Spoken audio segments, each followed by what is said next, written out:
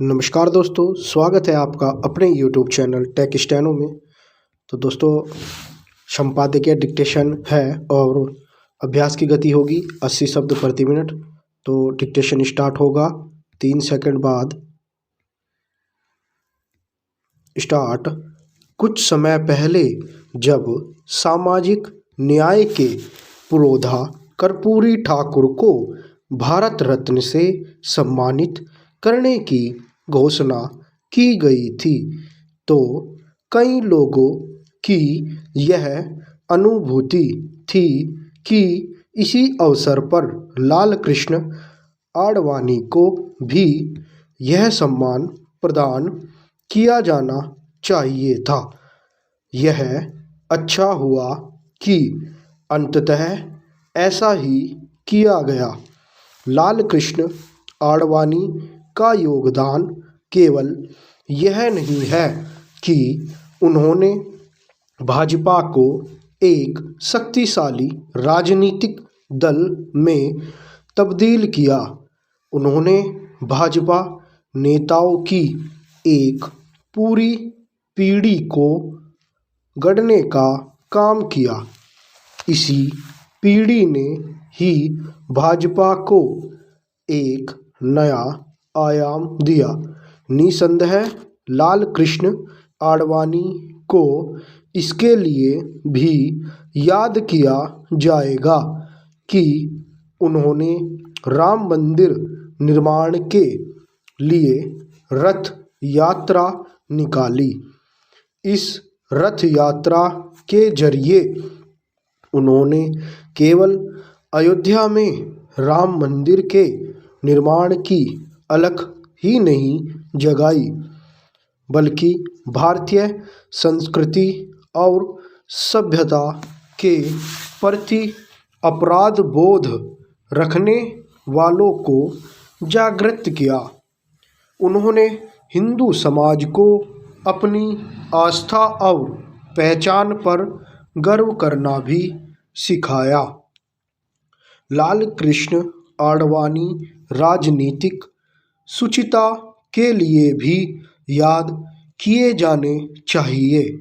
यह विशेष रूप से स्मरण रहना चाहिए कि जैन हवाला कांड में अपना नाम आने के बाद किस तरह उन्होंने लोकसभा से त्यागपत्र देने के साथ यह घोषणा की थी कि जब तक भ्रष्टाचार के आरोपों से मुक्ति नहीं मिल जाती, तब तक वह संसद में कदम नहीं रखेंगे।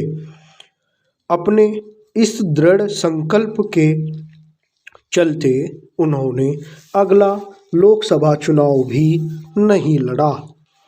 आज जब नेता भ्रष्टाचार के गंभीर आरोपों से घिरने और यहाँ तक कि जेल जाने के बाद भी पद त्याग करने को तैयार नहीं होते, तब राजनीतिक शुचिता के प्रति लाल कृष्ण आडवाणी की यह प्रतिबद्धता एक अनुकरणीय उदाहरण है।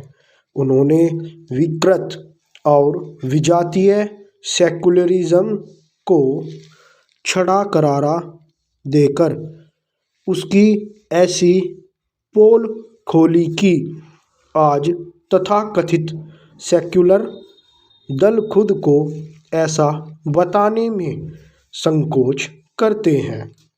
सेक्युलरिज्म को बेनकाब करके उन्होंने भारतीय राजनीति को रूपांतरित करने का जो काम किया, उसकी मिसाल मिलना कठिन है। लाल कृष्ण आडवाणी को भारत रत्न से सम्मानित करने पर इस तरह की आपत्तियों का कोई मूल्य नहीं कि मोदी सरकार अपने लोगों को ही यह सम्मान प्रदान कर रही है।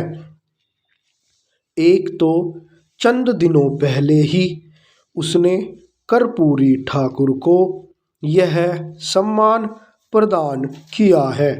दूसरे, वह मदन मोहन मालवीय एवं पूर्व राष्ट्रपति प्रणब मुखर्जी को भी भारत रत्न से विभूषित कर चुकी है। ऐसा करके मोदी सरकार ने यही रेखांकित किया कि उसके मन में दूसरी विचारधाराओं के प्रति भी सम्मान है। यह भावना अन्य दलों और विशेष रूप से कांग्रेस को भी दिखानी चाहिए, क्योंकि उसकी सरकारों ने गांधी परिवार के सदस्यों को तो भारत रत्न देने में तत्परता दिखाई, लेकिन तनिक भी भिन्न विचारधारा वाले नेताओं को यह सम्मान देने के लिए आगे नहीं आई। इस क्रम में उसने अपने ही दल के कई दिग्गज नेताओं की अनदेखी की।